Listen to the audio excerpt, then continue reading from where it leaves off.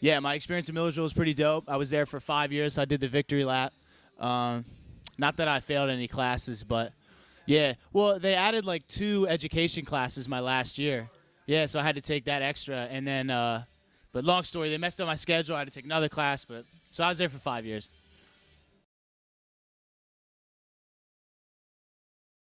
My sophomore year at Millersville, I lived in a building called Lenhart Hall, which actually doesn't exist anymore, which makes me feel super old. They just remodeled though, so it was like a high rise, and I ran into. I mean, in high school, I wrote poetry my senior year because of I had to do an assignment, and I just found out like I just was like really good at it. It was just like something that just kind of happened. I was like, oh man, that was pretty easy.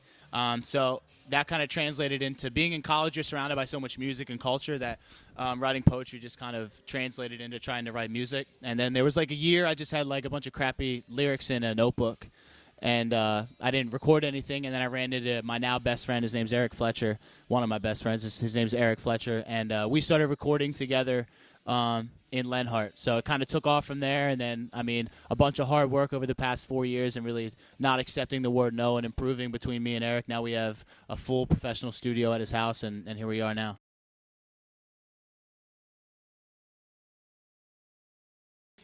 Yeah, that's a really good question.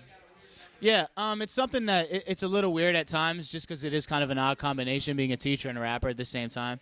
But it actually overlaps really well. When I first got my full time job teaching, I was really kind of, to be honest with you, afraid of what the reaction would be. Just because it's such an odd combination, and being a teacher, everyone imagines that you don't have like a life outside of school. Like I feel like students are like, "Oh, you're a teacher. You go to sleep in your teacher clothes under your desk and you wake up in the class." You know what I mean? And so it was an odd combination, but it actually ended up being a really positive thing, because like I teach and I rap for the same or I teach and I make music for the same reasons, and that's to impact people. Whether I always say, like, whether it be through a desk sitting in front of me with a student in the chair or a pair of headphones, I can still do the same thing, and that's impact people. So it actually works really well, and I can relate to the students because a lot of some of their favorite musicians, like, I know or have performed with or have met. So that's a really cool thing. I can relate to them on kind of another level that way.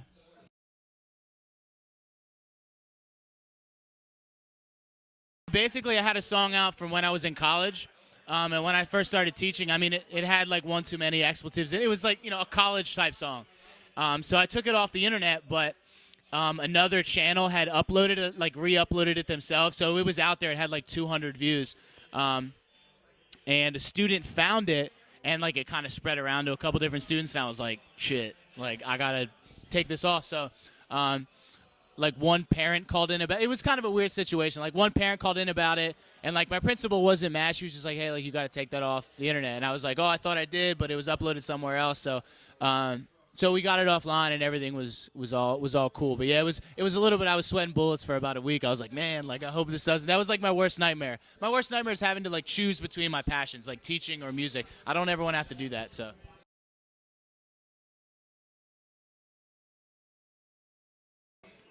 Um, I see my future like I don't really have like an end goal. I just want to take it as far as I possibly can.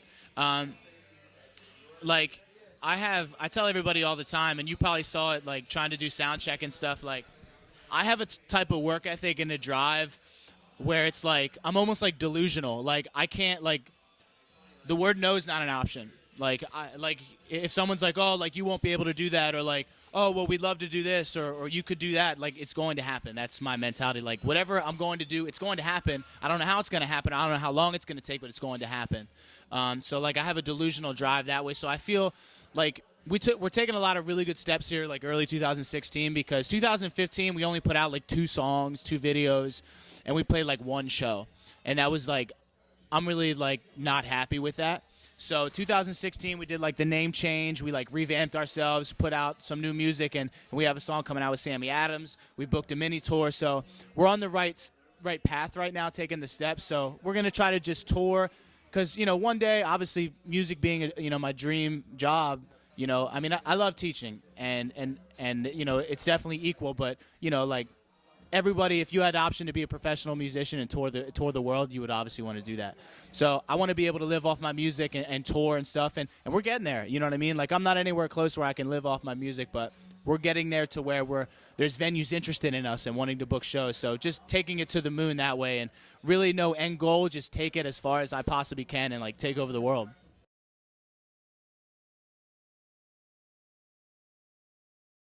Yeah, absolutely. I mean, the song with Sammy, I'm really excited about. I mean, our whole tour is based around promoting that one song, which is coming out in like March.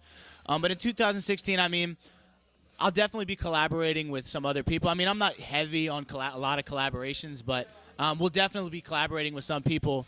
Like, I mean, I'm real good friends with JB Dougie Can or JBDK. They're a duo from Lancaster that are really doing some awesome stuff. So I'm sure we'll get together and do a track together. There's no one. We have a couple people kind of ideas and songs waiting for certain people. I don't want to give anything away yet in case it doesn't happen. So we have a couple names out there, absolutely, and trying to hop on tour with some bigger acts in the summer. So that's another thing that's awesome about teaching. I don't work in the summer, so I can tour. So that's perfect.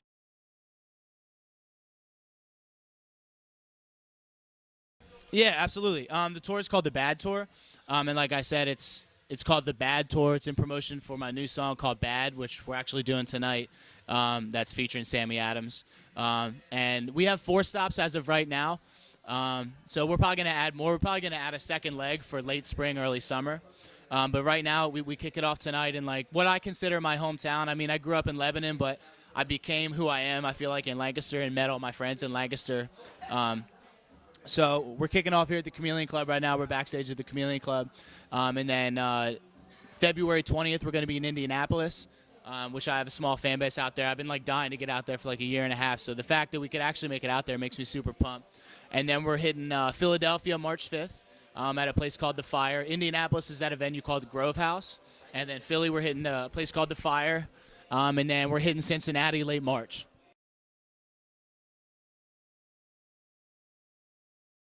It's awesome. It's fantastic. Tom's a really cool dude.